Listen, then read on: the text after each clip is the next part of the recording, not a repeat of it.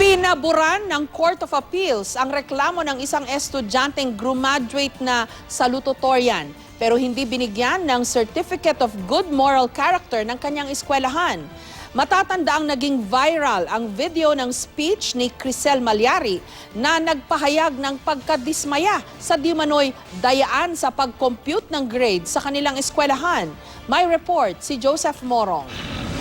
Nabunutan ng tinik ang salutatorian na si Crisel Malyari na makuha niya ang utos ng Court of Appeals sa kanyang high school na Santo Niño Parochial School o SNPS. Ayaw kasing bigyan ng SNPS ng Certificate of Good Moral Character si Crisel matapos maging viral ang video ng kanyang speech noong Marso kung saan tinuligsa niya ang sariling eskwelahan sa umunoy dayaan sa pag-compute ng mga grades. Nangangamba po ako na baka tanggalin po yung slot ko sa UST. Hindi raw tuloy siya maki-enroll sa University of Santo Tomas kung saan natanggap siya sa quota course na accountancy. Sinubukan niyang humingi ng saklolo sa Quezon City Regional Trial Court pero tumanggi itong magbigay ng TRO sa pagtanggi ng dati niyang eskwelahan na ilabas ang kanyang certificate.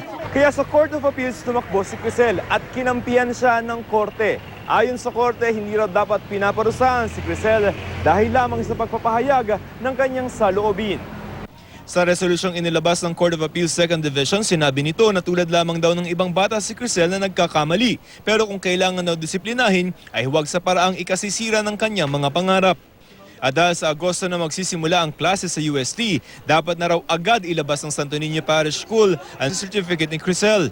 Pero nang puntahan ni na Crisel ang eskwelahan, ayon kay Public Attorney's Office Chief Persida Acosta, tumanggi pa rin itong ibigay ang certificate kahit na may utos na ang korte. We will file a motion to cite them in contempt pag hindi po nila tinupad to. Sinusubukan pa ng GMA News na kunin ang panig ng eskwelahan. Joseph Morong, GMA News.